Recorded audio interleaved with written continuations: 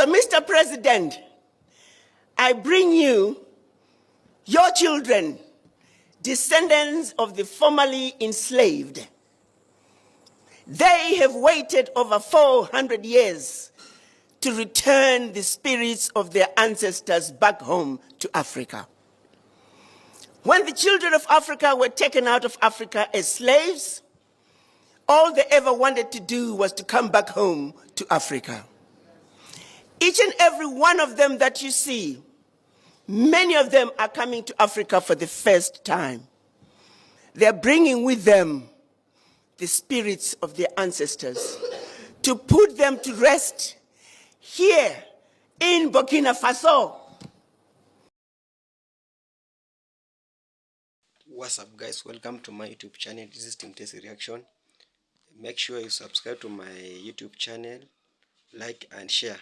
So the following video is about the Ibrahim Traore. Welcome back, our Black American from USA after being deported back to our country. So let's watch, and please make sure you share our channel. Watch until the end. You will see how this thing will work. Neck, killing him slowly for 10 minutes, hands in his pocket like no big deal. I feel the hopelessness. I feel the exasperation. I feel the tiredness. My question to the African heads of states: what can we do to bring hope to your children who are in the diaspora? They surely told you that it is an unvisitable country. They told you that it's death here. It's war. There is only negative things, and Burkina is called black. That here, only blood and weapons flow. That's what is said elsewhere.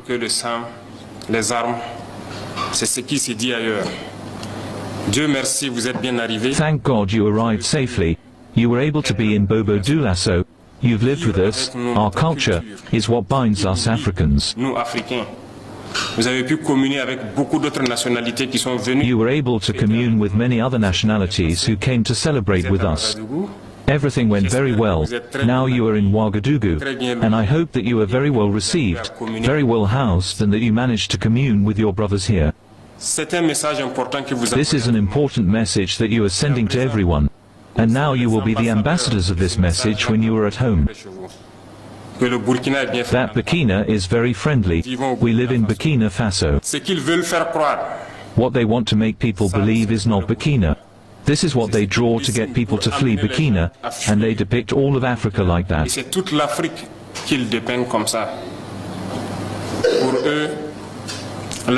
For them, Africa is misery. Africa is famine. Africa is war. But it's them who are responsible for this war. We need to unite, but they have always been there to divide us, to be able to reign on us through slavery. Our ancestors experienced it, and until today, we have it fed up in our flesh, but it continues.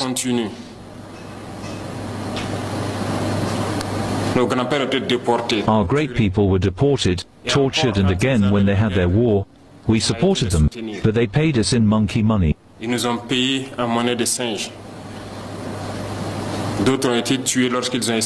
Others were killed when they tried to stake their claim. Several of them died in their village as a result of the war.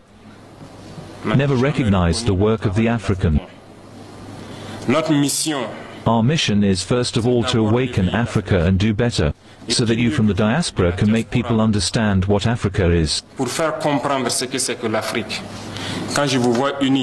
When I see you, united in this association, I feel even more proud, because that's all we are asking for today. Our fight is to be able to unite, because united we are strong, divide we are weak.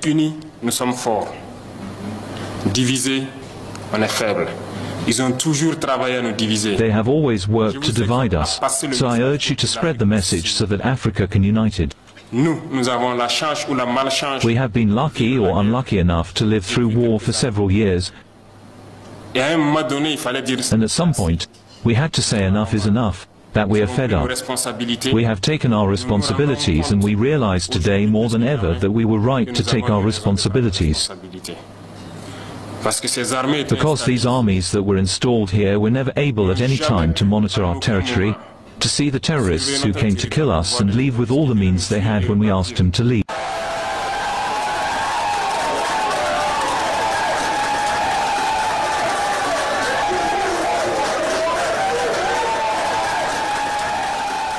Being here in the country of the upright man is a dream come true. To President Traore, the reincarnation of Thomas Sankara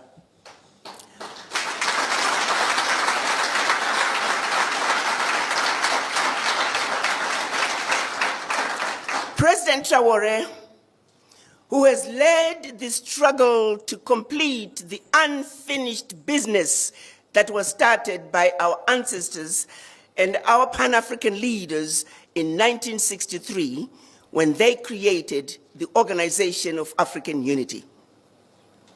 During that meeting, they demanded the creation of an Africa that spoke with one voice, an Africa that was united. That journey is yet to be finished. What is happening in Burkina Faso, in Mali, in Niger, is just the beginning of a revolution that is way past due for Africa.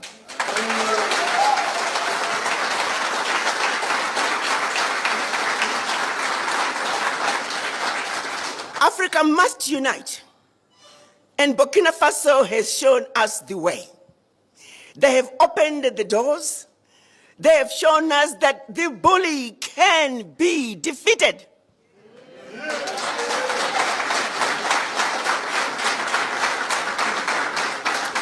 That no more shall we continue to give up our lunch. That we too need to eat.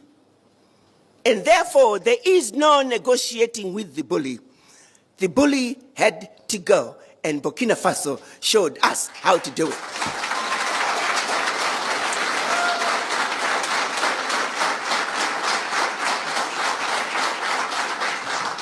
So, Mr. President, I bring you your children, descendants of the formerly enslaved.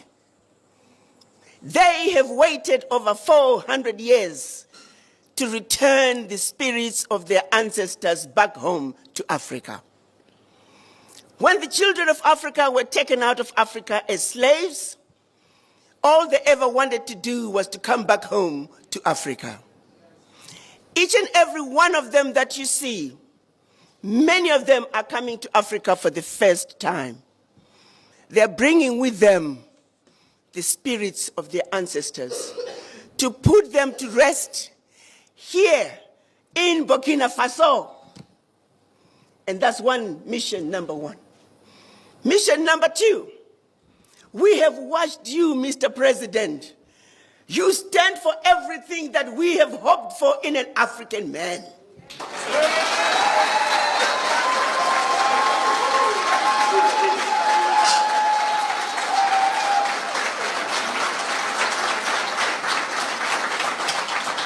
Courageous, fearless, and in their faces. France, unapologetically, you told France, pack your bags and go home.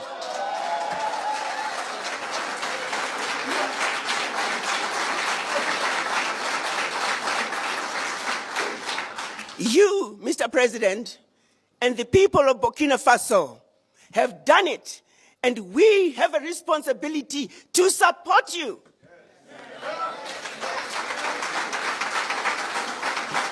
You have over 300 million African diaspora who are looking up to you.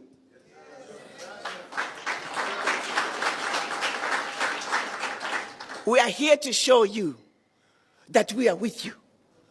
We support you. We are behind you. And we will not let you down.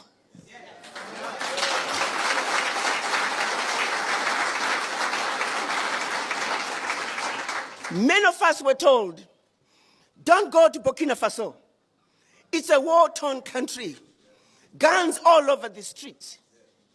Mr. President, we want you to know that the more they told us not to go to Burkina Faso, the more we ran to Burkina Faso.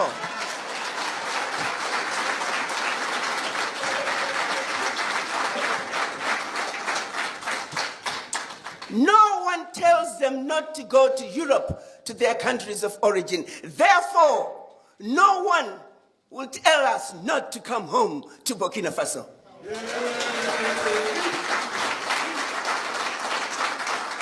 So mission number 2 is to let you, Mr. President, know that you and the citizens of Burkina Faso have done all the heavy lifting. The least we can do is to support you. So we are here.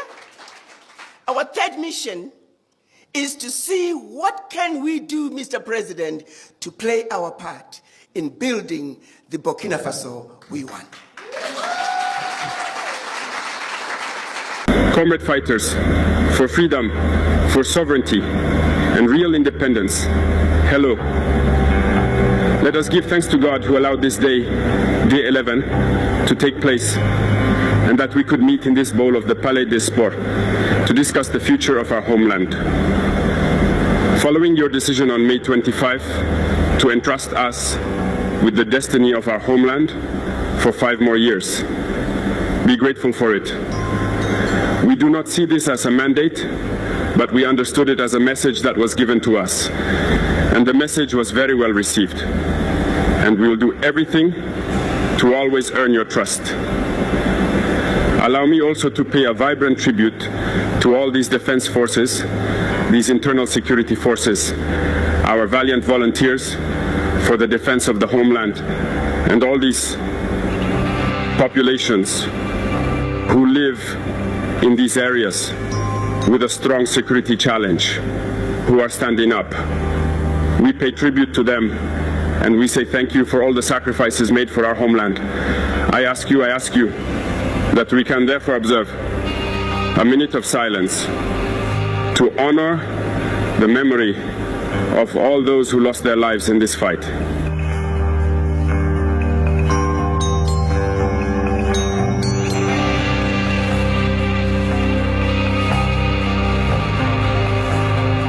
Thank you. May the souls of the deceased rest in peace, and may the injured recover. Comrades, the emotion is great, of course, but allow me to articulate my remarks in 3 phases. The first phase will concern the stage from which I will explain to you how we see this world. The second phase, we will devote ourselves to explaining to you why we must continue to fight. And then the most important step would be to briefly outline the vision for the future, if I can put it that way. During these 20-some months spent at the head of state, we have had to meet several politicians from all sides. We met hundreds of diplomats from all sides. We met businessmen from all over the world. We have been open to all these exchanges, to all these discussions, to be able to learn from the world, to be able to understand the world.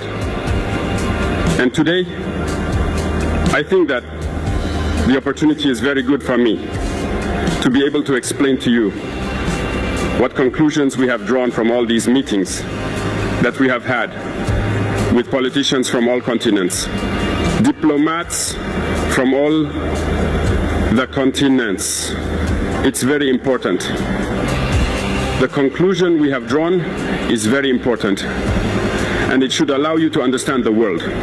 Because often in our countries, we do not have this perspective of being able to have access to certain people who will teach you a lot of things through their behavior, through their words, and also by telling you how they see us.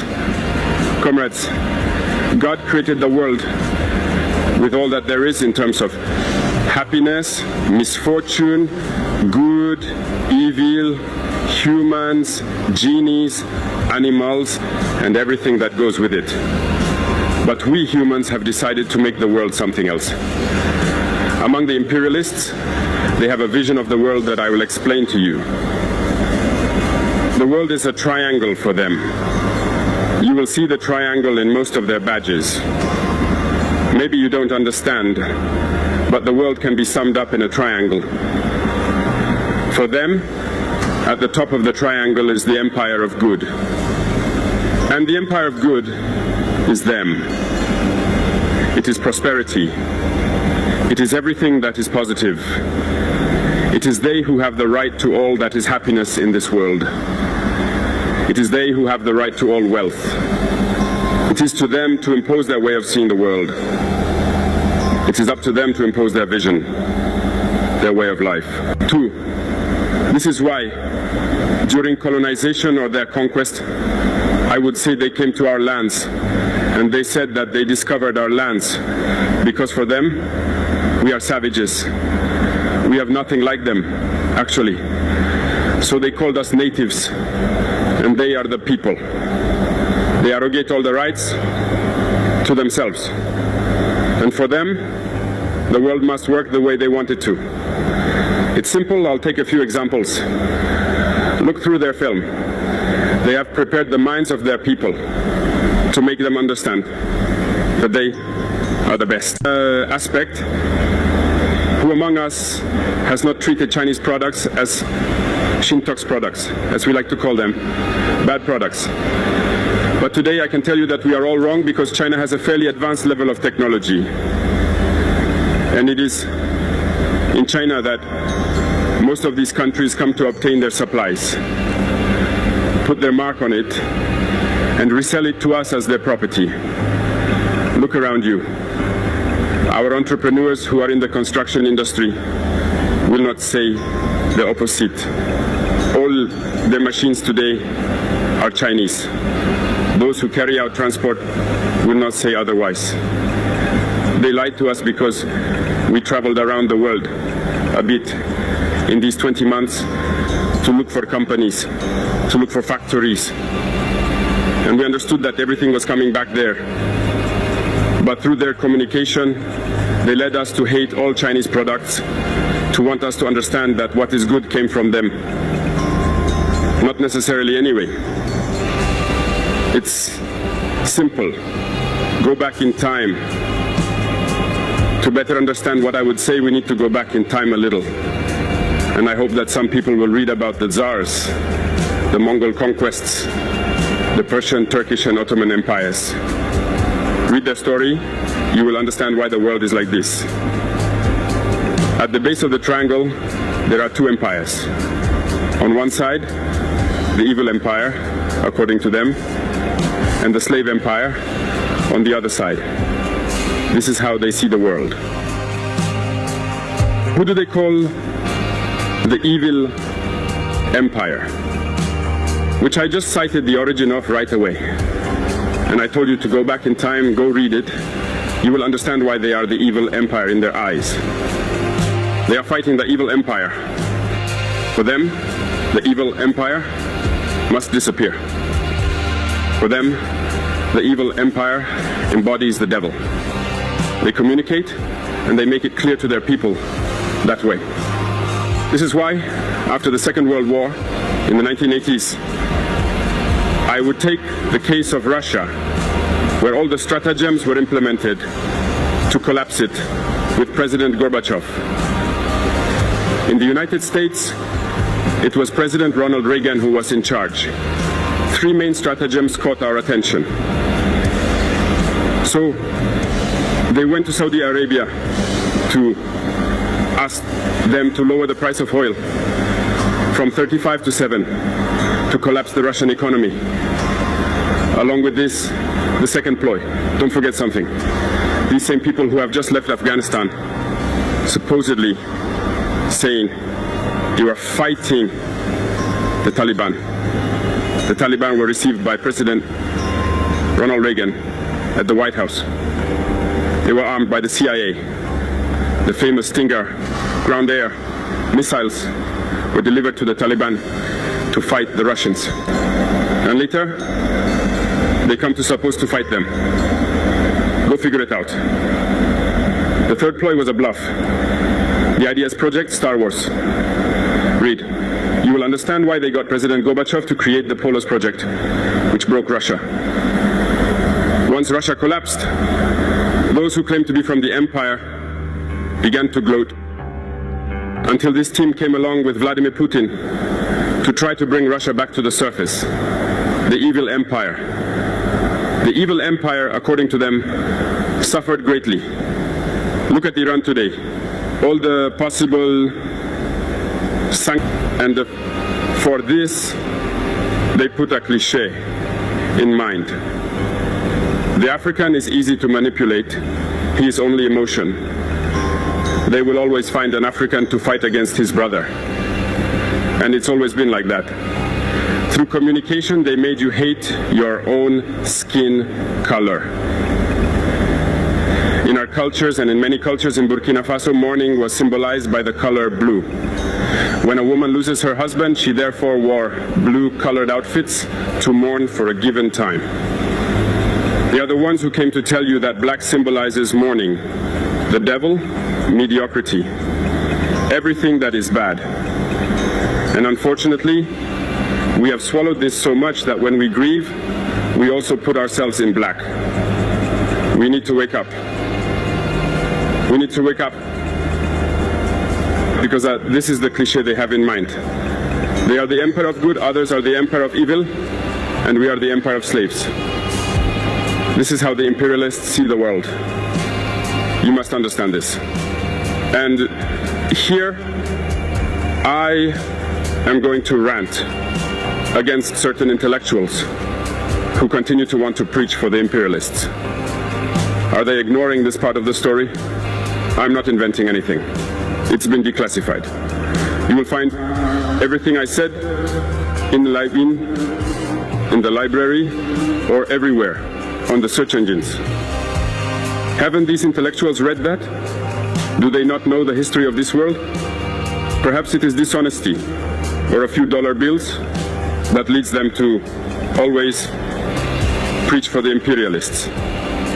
Our intellectuals must be able to preach at all times, to raise awareness among our people, our popular masses, so that they understand where they come from and how they are seen by the imperialists.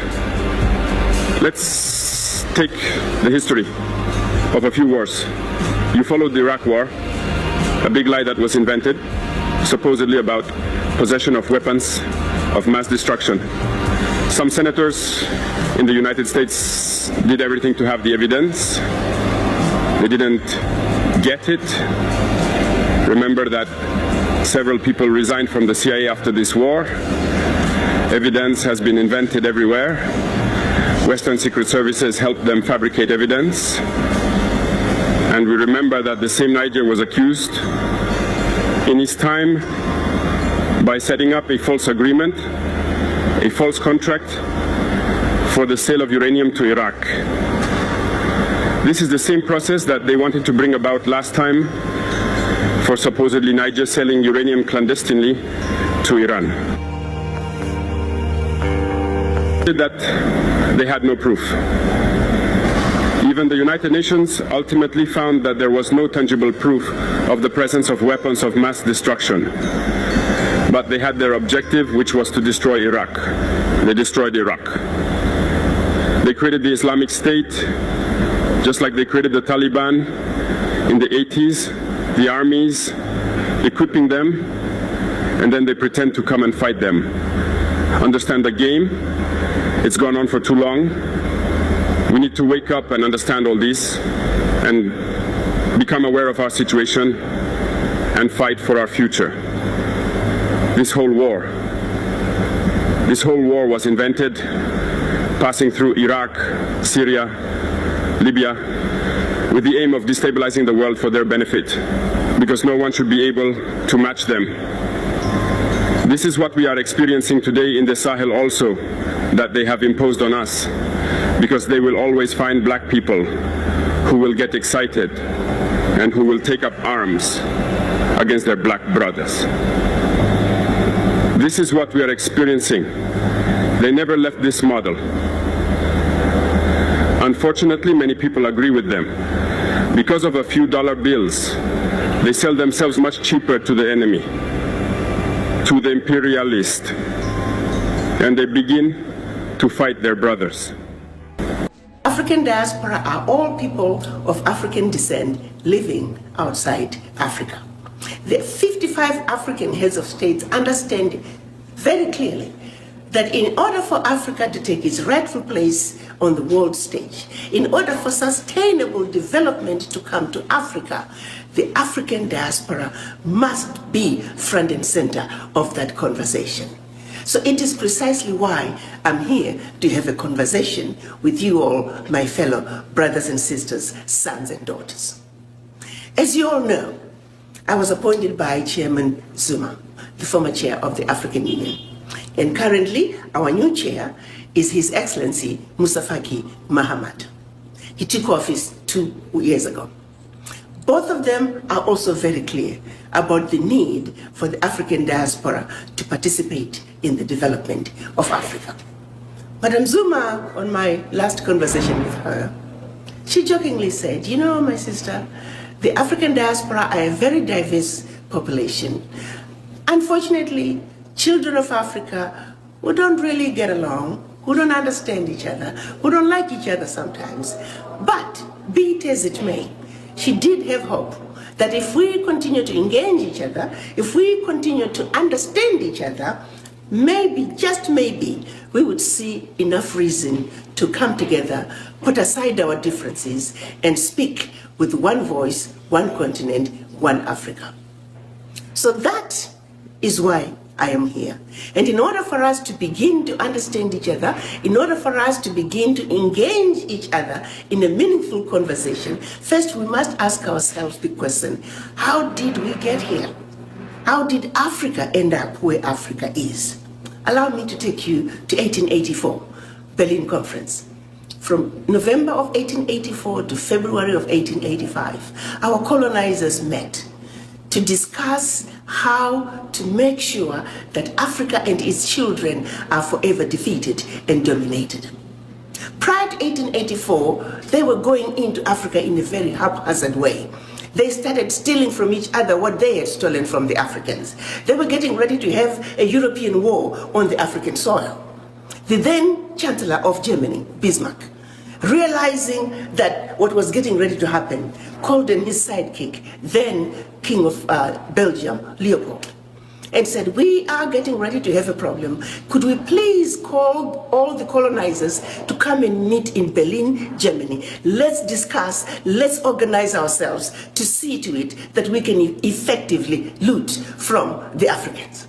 So it is they met between November of 1884 and 1885 precisely to make sure Africa and its children are forever defeated and dominated. The way they did it is by chopping Africa up into the tiny little economies that we see today. Countries like Burundi, Togo, Djibouti, Central African Republic, Malawi, Mozambique, the list goes on. Pretty much all the African countries that you see today. That was by design. That was to see to it that Africa was forever defeated. That these small economies are economies that cannot survive on their own, or should they survive, they are easy to destabilize at the push of a button. That was 124 years ago. Fast forward 2019, nothing has changed. The jokes say, when they were strategizing and breaking up Africa and drawing these arbitrary boundaries, a husband and wife who were in bed in Malawi, by the time they woke up, the husband was in Zambia and the wife was in Malawi. That's how arbitrary the divisions were. Picture yourself driving from Zambia. You're speaking English. Pretty soon, you're in Angola. You're speaking Portuguese. Pretty soon, you're in the DRC. You're speaking French. Pretty soon, you are in Equatorial Guinea. You're speaking Spanish. Keep moving north. You're now in the southern part of Cameroon. You're speaking English. You go up north, you're speaking French. Soon after that, you are in Nigeria. You're speaking English. It was such an arbitrary process a process that brought maximum division among people who were once the same. We were powerful kingdoms. The countries of Africa that we know today, prior to 1884, they did not exist as these countries.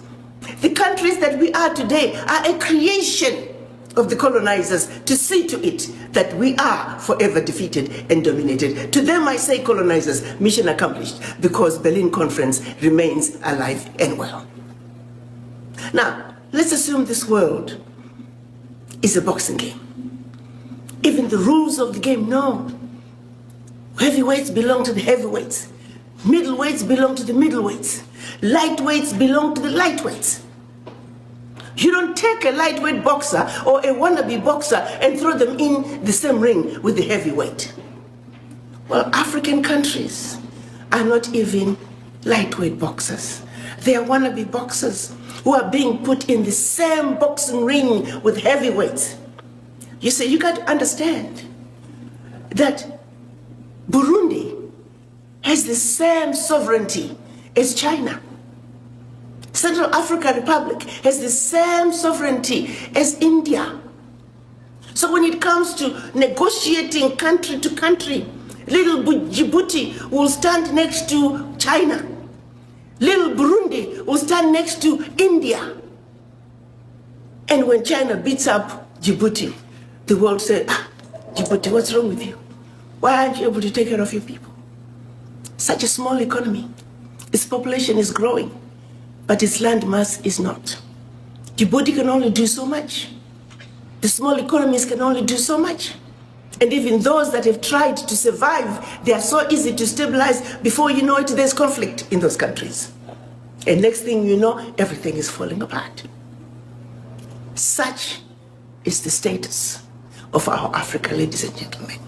It is so important to me that we understand our Africa from the root cause. So as if Berlin Conference was not enough, when the colonizers were leaving the continent between 1958 and 1961, France did something that was just downright terrible. Made the African leaders sign what they call the Pact for the Continuation of Colonization. France made the Francophone countries sign the Pact for the Continuation of Colonization. Allow me to highlight a few of the items in the Pact for the Continuation of Colonization, and I urge all of you to Google it and read it. And if that does not disgust you, I don't know what will. First, the French said, well, you see, we built a few schools, a few roads, a few hospitals, taught you about the fork and knife and sitting on a table and eating with utensils. We're going to call that the colonial debt. And for that you shall pay to perpetuity. In addition, you will deposit 85% of your bank reserves with the Minister of Finance, the French Minister of Finance.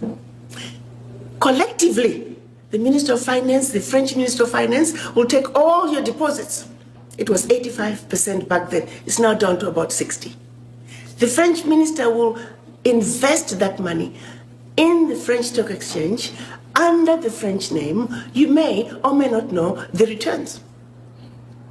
Today, France is taking out of Africa, Francophone Africa, over $500 billion. Over $500 billion. We, the Africans, the poor countries, we are giving France over $500 billion a year. Year in, year out. And no one is talking about it. The latest figures are saying for every $14 billion that France takes out of Africa, by the time they finish investing it, they're realizing upwards of $300 billion for every $14 billion. So in actuality, France is taking out of Africa trillions of dollars year in, year out. Should any of those countries wish to access some of their own money that they deposited with France, they have to submit their own financial reports for the country. And if approved, they can only access up to 20% of that money as a loan at commercial interest rates. Figure that one out. That is our reality. It gets better. They were also told that if you need any military equipment, you can only purchase it from France. Your military can only be trained by France. That France will have military presence in your own country and can invade you without notice should they feel French interests are being violated. Language of instruction shall be French. All your minerals discovered, yet to be discovered, France has the first right of refusal. All the contracts, big contracts, private and public, French companies have the first right of refusal. Now, my brothers and sisters, sons and daughters, if you were to go home and run for president, and your first day in office, your chief of staff comes to you and says, oh, by the way, Mr. President, Madam President, before you start, I must read you the do's and don'ts as stipulated by the Pact for the Continuation of Colonization. And your chief of staff reads this to you. What power do you have? This is precisely what our colonizers wanted. To leave us in a position that no matter how hard we try, trying to get a leg up is mission impossible. But in those incidences that we're able to, regardless, because that's who we are as Black people, we're very easy to destabilize. Others might say, but Ambassador, why haven't the African leaders done something about this horrible pact? Well, they have. In the past, it's very well documented. Of the 60-something coups that took place in Africa, 7 of them are documented as having been orchestrated by France, and 7 of those involved an African leader being assassinated during a coup. And those coups were done precisely because those African leaders, those Pan-African leaders, were trying to pull out of the Pact for the Continuation of Colonization. Now, there have been other coups that were created by just mercenaries who were running around trying to destabilize African countries, and always because the African countries would have discovered a natural resource. And they created those coups. So while the locals are fighting, thrown into a civil war, they will be siphoning that natural resource. We know the game now. We've seen them play the game. So it's not like there was no attempt to pull back. But the reality is, even now, when leaders have tried to push back on certain issues, next thing you know, there's conflict in that country. And who are they using for the conflict? Us. The people who are going to be toy-toying on the streets, it's us, the Africans.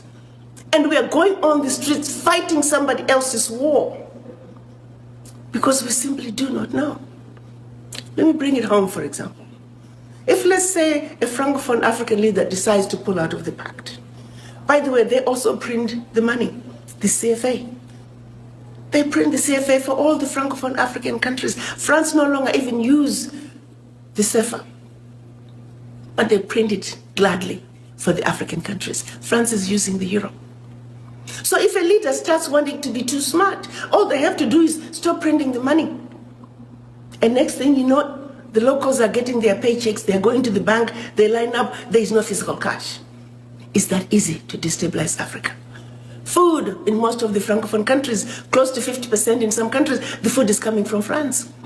If you start acting like you're too smart, they simply stop sending food. And before you know it, the shelves are empty. And the locals start demonstrating. And they'll be demonstrating and blaming the president. I am not saying our African presidents don't have any blames. Nobody's without blame. No country is perfect. No leader is perfect. I get that. But what I'm saying is, in order for us to make sure when we demonstrate, when we complain, we are complaining about issues that are truly matter to us, not issues that we are being thrown into because somebody else has a different agenda. They're basically throwing a shiny object in one direction, and we run after the shiny object when the real issue is over here. So what I'm talking about is like Africa is like a tree. The problems of Africa, such as youth unemployment, poverty, disease, starvation, those are the leaves on a tree. They're drying up. Today, this country has the problem. Tomorrow is that country. Tomorrow is Those are the issues. Their leaves, they're going to come and go. The branches, they're going to die, but they'll come back season after another. But until you address the issues of the root, this tree will always be a problem. For Africa, the root has to do with the Berlin Conference. We must be clear that the Berlin Conference is alive and well. A decision that was made 124 years ago remains alive and well today. In addition, after the Berlin Conference, they did something just as deplorable. They set out to let the Africans believe everything African was bad and everything European was better and more desirable. That's the rule of divide and conquer. That's the legacy of colonization. Have you ever wondered why, when you try to go home at the airport, if you travel with our brothers and sisters who happen to be Caucasian, they get better treatment by our own people? I was trying to go through the airport, I won't mention which country in Africa. I called the porter 3 times. The man would come and hang around. The minute I look another way, he's gone. I later found out from one of the porters that, we are looking for the white people because they pay more. My own people are discriminating against me. Thanks to the Berlin Conference. Thanks to the legacy of colonization. Thanks to the rule of divide and conquer. Those are some of our realities. How do you address that? We must understand it. We must realize on an individual basis that we are suffering from this affliction that is called the legacy of colonization and the legacy of slavery. Because for true healing to take place, for sustainability to take place, it has to start with the conversation with the image in the mirror. So when it's all said and done, our understanding of what is really going on in Africa, what is really making Africa end up where Africa is where we need to begin. So for today, I ask you to understand the Berlin Conference and its relevance to you today. Its relevance in your family today. Its relevance to your country and to your continent and to the world wherever black people are. So we got 2 issues, the legacy of slavery, the legacy of colonizations, 2 demons that we must fight, 2 afflictions that we must accept that we suffer from, and let's make every effort to defeat those demons within us in order for us to truly represent our Africa with full understanding of the issues. So as we look for a solution, our minds are clear and our minds are in the right place. Allow me to take a moment to then take you to 1963. Our Pan-African leaders realizing that in order for Africa to move forward, Africa must speak with one voice, one continent, one country, one heart, one mind, one soul. So they met in Addis Ababa in 1963, and they created the OAU, Organization of African Unity. It was an attempt to regroup and undo the boundaries that were imposed upon us. Unfortunately, when they went to Addis Ababa, they were still divided. We had the Casablanca group who were Pan-Africanists who says African Union now, Africa for the Africans. But unfortunately, there were only 7 of them.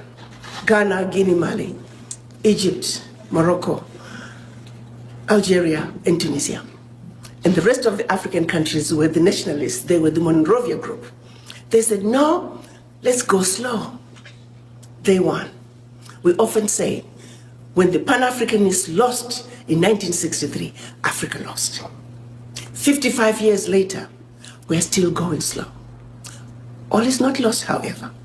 Last year, 2018, our leaders came together in Kigali. They agreed on a decision which is now called the African Continental Free Trade Area. This agreement, they are saying we must speak with one voice, we must negotiate with one voice as a bloc, as one Africa, because as Africa, we are a heavyweight and we belong with heavyweight boxers. We belong with the big boys. There's parity there. This is how we begin to destroy the Berlin Conference. And of the 52 heads of states who have signed on to this, we only need 22 ratifications. I'm glad to tell you today that we're sitting at 21 ratifications. We have only 1 more ratification, for the African Continental Free Trade Area to become the law of the continent, and implementation is expected to begin in June of 2019. Now that's how we destroy the Berlin Conference. In addition, they also signed in March of last year the protocols for the free movement of people, where they are saying unanimously, the African heads of states, the children of Africa must live and work wherever they choose. That too is in the process of being ratified. Over 30 heads of states have signed, and I believe we are sitting at about 3 or 4 ratifications. Already, regionally, the leaders are loosening the requirements to get into their countries. A lot of countries now are visa on arrival. There's a lot of good news coming out of your Africa. And I'm here to share with you that we must be part of that change. We must be part of that vibrancy that is Africa. You see, everybody else around the world is strategizing on how to take advantage of this new Africa whose doors are swinging wide open. The only people who are not strategizing to move into your Africa and claim what is rightfully yours are us black people. Why can't we be like the rest of the other diaspora in this world? Ask for the voices of Indian diaspora, loud and clear. Chinese diaspora, loud and clear. Irish diaspora, loud and clear. Mexicans, Jews. But when you ask for the voices of the black people, you might as well go to the graveyard. We are missing in action. This is where we are not only failing ourselves, our children, our grandchildren, and generations to come. We have got to change this. We have got to come together just like other ethnic groups and speak with one voice. We must realize that our sheer survival depends on us coming together and speaking with one voice as, like I would like to say, the beautiful, intelligent, sophisticated, highly adaptable, and totally indestructible Mother Africa's children. You see, we as Africans, as the origin of humanity, the continent, the inheritors of the continent with everything and anything the world needs, we have every reason to stand on top of the highest mountain and proclaim to the world who we are, the indestructible children of Africa. Mother Africa is calling. I have no doubt in my mind that all of you, after having had a serious conversation with the image in the mirror, you are going to come together and with a united voice and in a resounding way, you shall let the world know that the children of Africa are going home.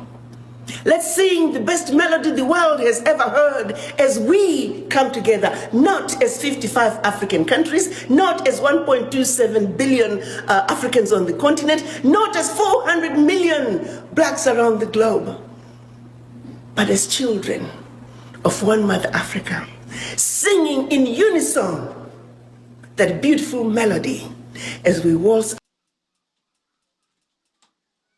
Welcome back. Hope you have watched the full clip about our mother of Africa, Mama Dr. Arikana, the former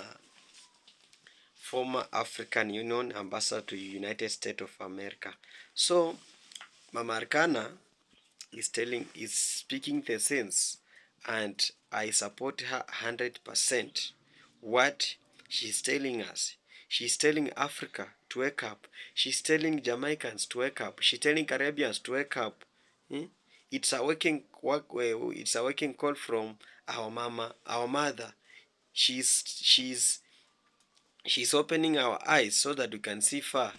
She's telling the truth. I really support her 100%.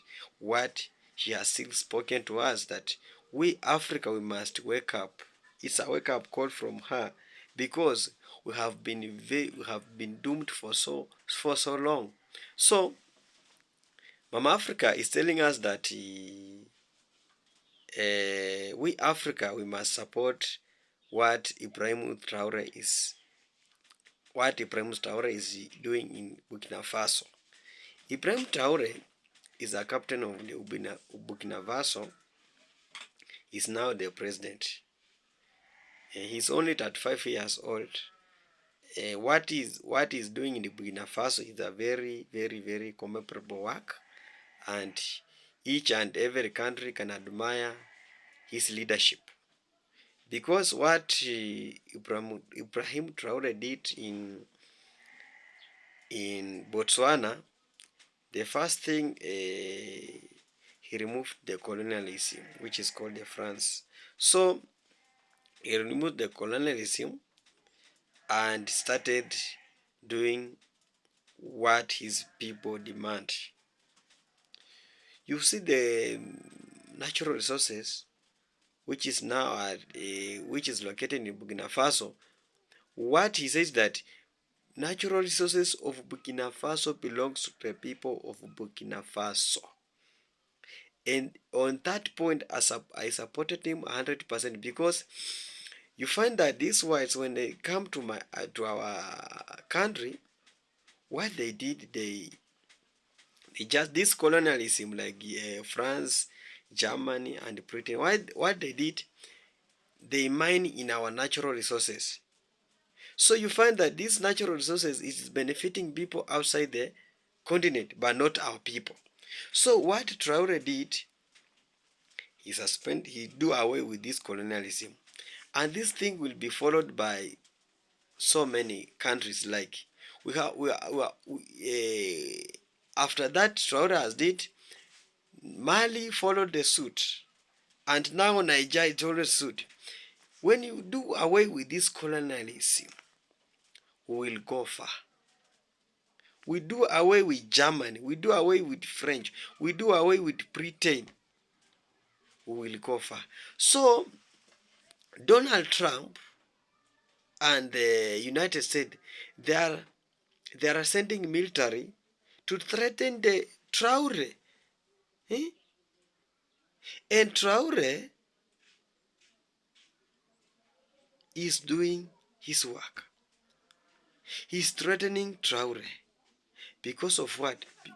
Because of his stand to do away with colonialism.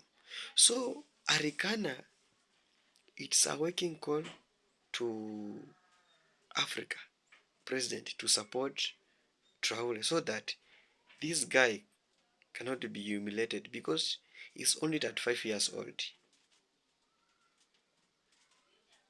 And what he's doing now is more than what more countries are admiring his leadership. We have a lot of resources, natural resources, in our country, in our continent. But what are we begging this white man? Arikana is telling us to stop begging, because we have our natural resources. Our billions, our trillions are taken outside from our country, so that they can benefit the other continent. When I heard this news that Donald Trump is coming, we have a lot of NGO in this Africa which is benefiting this. There's just giving us so that we can believe of them. But when you go inside on that NGO, it really supporting the other countries, but not Africa. This NGO, like my country, I had something like that. This USID is being cancelled. I had people claiming that, oh, what? But I said it's over, because we want to do with this colonialism, so that we concentrate on our own country. Do you remember coronavirus when they come in? It was a waking call to Africa to stand solidarity, so that they can beat this monster. But we didn't wake up. So the Arikana is telling Africa so that we can wake up. What Traore is doing is not bad. He's just championing, advocating for our nation.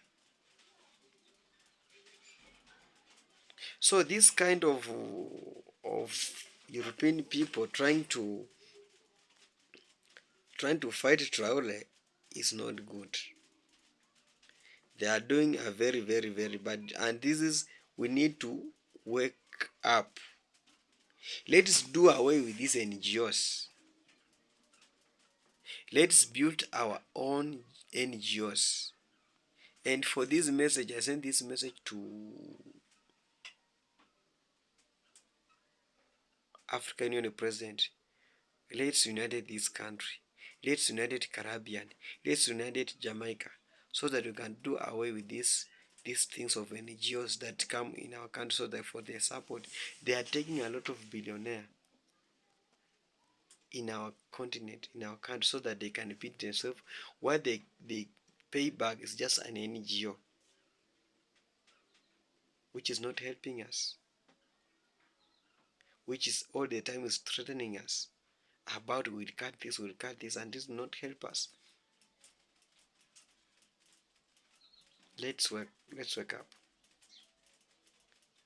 Thank you so much for watching my video, and please thank you for my loyal supporters who are continuing supporting me through your subscription.